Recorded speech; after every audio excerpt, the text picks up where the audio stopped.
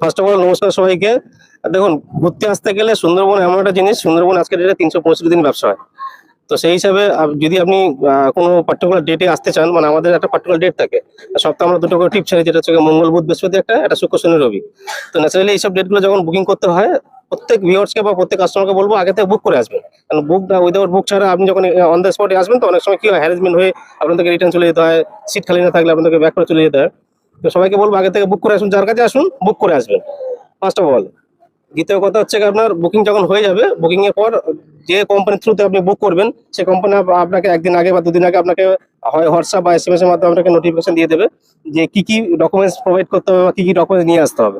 এটা গেল, সেই মতো আপনি যদি নিয়ে আসেন, তারপর আপনাকে ইনস্ট্রাকশন দিয়ে দেওয়া হয় যে ক্যানিং এ কোন জায়গায় নামবেন, কোথা থেকে আমরা পিক করব, কোথায় নিয়ে গিয়ে ড্রপ করবো, আবার কোনখান থেকে আপনাকে আবার বোটে তোলা হবে।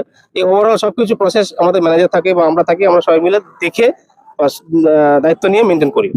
এই গেল। সোনাখালী ঘাট থেকে অলরেডি আমাদের ছাড়া হয়ে গেছে বোট, যেটা একদম দেখতেই পাচ্ছেন। তো প্রথমে আমাদের সকালবেলা কি হলো, ব্রেকফাস্ট দেওয়া হলো, যে গরম গরম লুচি, আলুর দম, একটা করে মিষ্টি।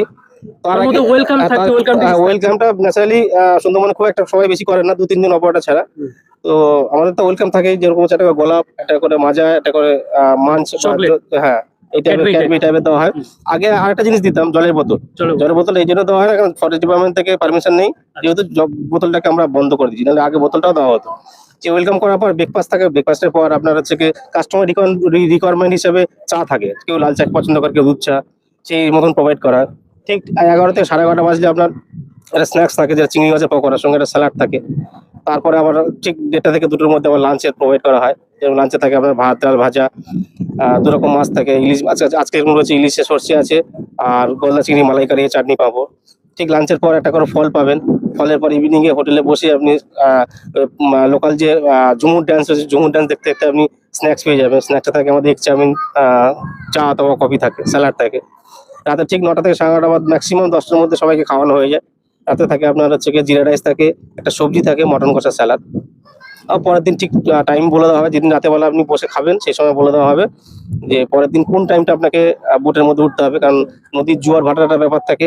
কারণ জোয়ারে তো জঙ্গলে গিয়ে তো কোনো লাভ হয় না। তো সেই হিসাবে আমরা চেষ্টা করি যত ভাটা থাকবে সেই সময় বেরোলে কি হয়, জঙ্গলে কিছু দেখার, মানে জীবজন্তু দেখার কিছু থাকে। এবার যখন সৈন্যকালী থেকে পারমিশন ইস্যু হয়ে যায়, তখন তো গাইড থাকি।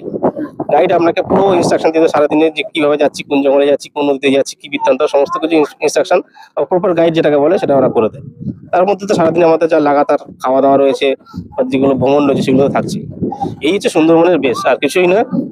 আচ্ছা, যে প্রাইসটা কি বলা যাবে, যে এখানে মানে প্রাইসটা